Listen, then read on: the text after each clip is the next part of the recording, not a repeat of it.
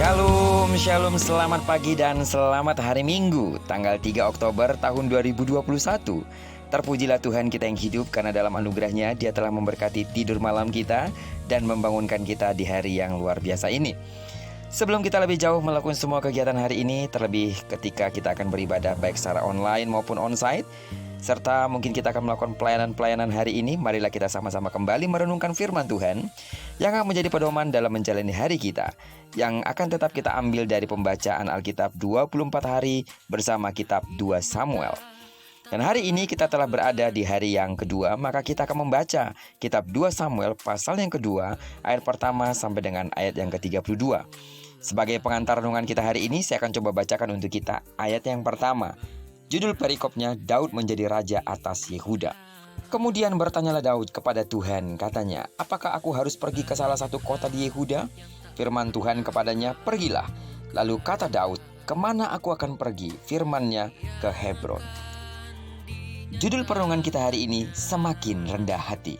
Tahukah saudara bahwa meskipun Daud tahu secara pasti bahwa ia akan menjadi raja, dan meskipun waktu itu kelihatannya tepat karena Saul sudah tiada, Daud tetap menanyakan kepada Tuhan kemana ia harus pergi.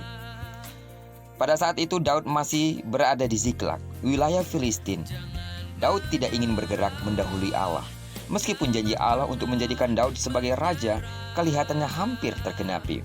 Karena itu ia butuh petunjuk Allah. Inilah kunci sukses Daud. Ia bukan meminta berkat Allah atas rencananya, tetapi menyesuaikan diri dengan rencana Tuhan.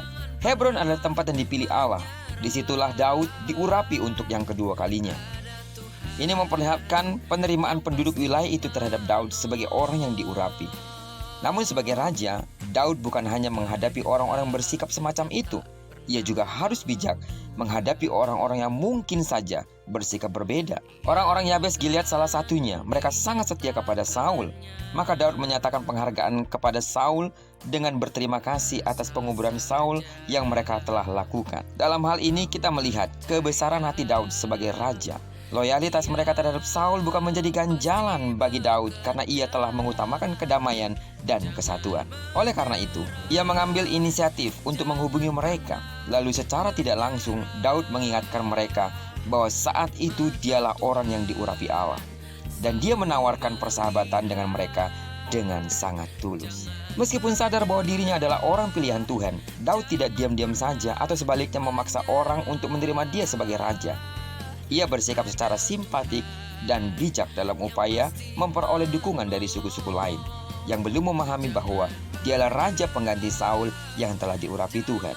Sidang jemaat Tuhan yang saya kasih dalam nama Tuhan Yesus, lewat kisah dalam pasal ini ada pesan yang sangat pribadi, yaitu tentang menyadari diri sebagai orang pilihan Tuhan memang seharusnya tidak membuat kita menjadi tinggi hati atau merasa diri benar sendiri. Sebaliknya, kita justru harus semakin bijak. Kebijakan kita bukan karena kuat dan gagah kita, tapi karena Roh Kudus ada bersama-sama dengan kita, sehingga kita menjadi orang-orang yang bijak untuk menghadapi setiap persoalan bahkan orang-orang yang ada di sekitar kita. Jadilah terus menjadi orang-orang yang rendah hati, melakukan bagian kita sebagai orang yang sadar bahwa hidup kita tidak ada apa-apanya tanpa Tuhan. Ketika kita hanya mengandalkan Tuhan, lihatlah pembelaan Tuhan akan nyata di dalam hidup kita. Terlebih di hari yang luar biasa ini ketika kita akan beribadah, datanglah dengan sungguh-sungguh sikap rendah hati kepada Tuhan. Bawa persembahan yang terbaikmu kepada Dia. Penyembahanmu, pujianmu, apapun yang kau bawa hari ini, bawalah dengan sikap rendah hati karena Tuhan akan sangat disenangkan di sana. Ketika engkau pun akan melakukan pelayanan, lakukan pelayanan itu dengan segenap hati karena engkau sadar semua itu adalah kepercayaan dari Tuhan. Amin.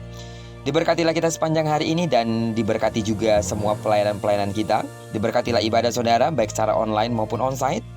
Percayalah kehadiran Tuhan tidak ditentukan pada di mana Anda berada, tapi ditentukan pada sikap hati Anda untuk menyambut kedatangannya dan merasakan serta menghormati kehadirannya sebagai raja di atas segala raja. Apapun yang diperbuat kita sepanjang hari ini, diberkatilah kemanapun kaki kanan kaki kiri kita melangkah, di sana kemuliaan Tuhan akan dinyatakan. Amin.